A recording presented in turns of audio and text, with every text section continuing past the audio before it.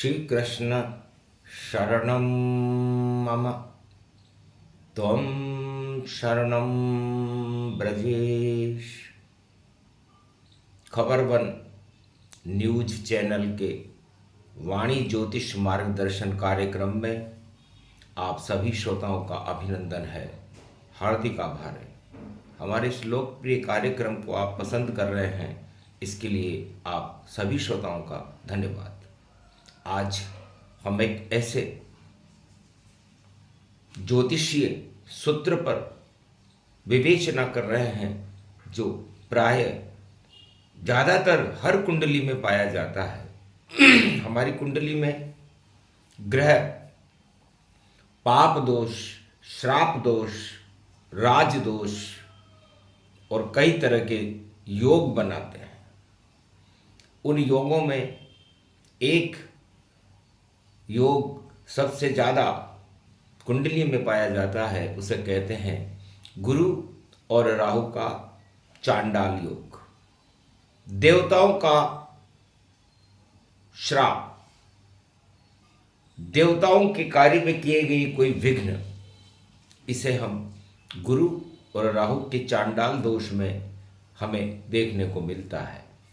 यदि किसी की भी कुंडली के अंदर ये योग किसी भी तरह कुंडली में बनता हो, चाहे गुरु और राहु एक साथ बैठे हों, किसी भी भाव में बैठे हों, या उनके आगे 5, 7 और 9 भाव में राहु या गुरु बैठे हों, तो ये योग बन जाता है।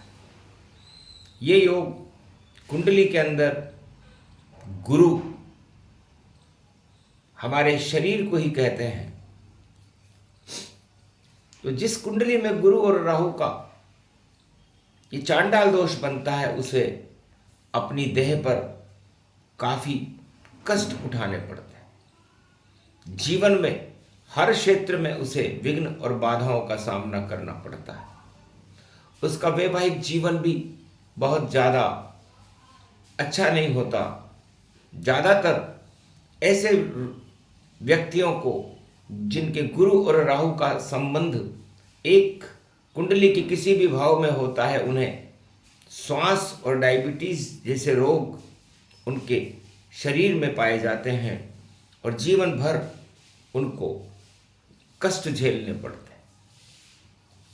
ये योग देवताओं के श्राप के कारण बनता है। दैन्य योग है। देवताओं के आराधना से, पूजा से इस योग को ठीक किया जा सकता है। आदमी ज़्यादातर बहुत ज़्यादा झूठ बोलने वाला होता है और उसको आर्थिक, दैहिक, दैविक और भौतिक तीनों तरह के संकट उसके जीवन में हमेशा बने रहते हैं। इस कुंडली के इस योग को यदि आप ठीक करना चाहें तो उसके लिए कुछ समाधान आपको बता रहे हैं, कुछ उपाय आपको बता रहे हैं। जिनकी कुंडली में गुरु और राहु की संयुक्त युति हो या 5, 7, 9, 3, 11, 2, 12 में ये युति बनती हो, तो ऐसे व्यक्तियों को बुधवार के दिन पीपल के वृक्ष में दूध हल्दी में मिला करके चढ़ाना चाहिए। यदि आप ऐसा करेंगे तो आपके जीवन में इस दोष में काफ़ी कमी आ जाएगी और आपकी संतान को, आपके परिवार को, और ये जिस भाव में बनता है उसी भाव में ज़्यादा कष्ट प्रदान करने वाला होता है। इसलिए गुरु राहु के इस प्रभाव को समाप्त करने के लिए आप उपाय करें और देवताओं की आराधना करें। गुरु भगवान ब्रह्मा जी का ही स्वरूप है, इसलिए भगवान ब्रह्मा, विष्णु, महेश, इन तीनों जगत गुरुओं में से आप भगवान कृष्ण किसी की भी आराधना कर सकते हैं। इस दोष में आपको लाभ मिलने लगेगा और आपका जीवन सुखमय हो जाएगा।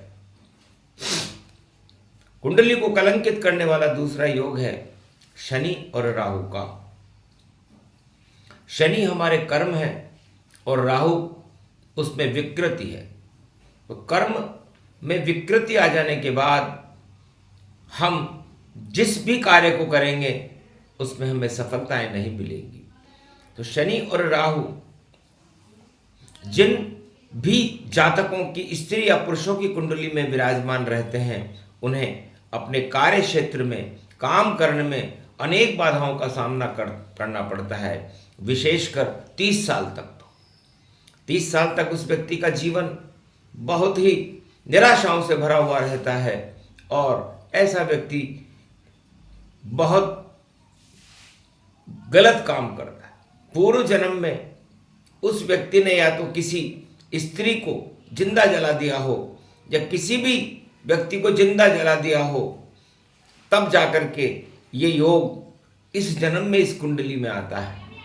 तो शनि और राहु का ये योग जिस कुंडली में होता है उनकी आर्थिक स्थिति काफ़ी खराब रहती है और जीवन भर उन्हें अपने आर्थिक स्तर को सुधार करने में संकटों का सामना करना पड़ता है, क्योंकि ऐसे व्यक्ति बहुत गलत संगति में रहते हैं और छोटे व्यक्तियों के साथ रह करके छोटे छोटे काम करते रहते हैं।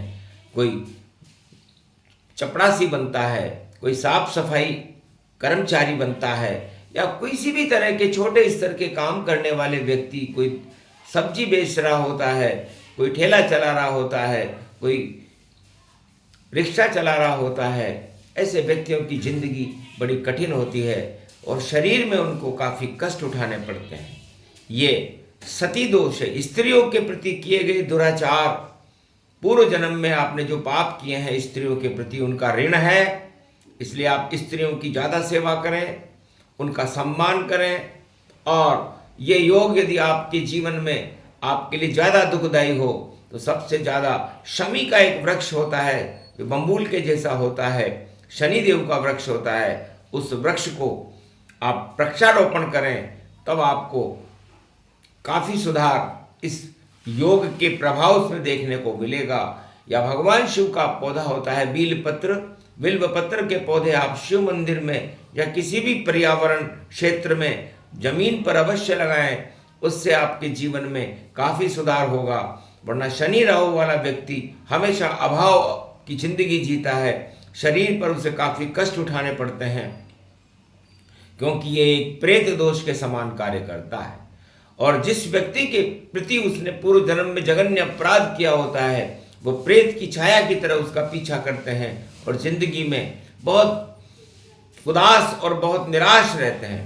इसे शनि राहु वाले व्यक्ति को भगवान शिव की आराधना करके बिल्व पत्र के पौधे या शमी का पौधा लगा करके अपने जीवन को सुधारना चाहिए। जय श्री कृष्ण।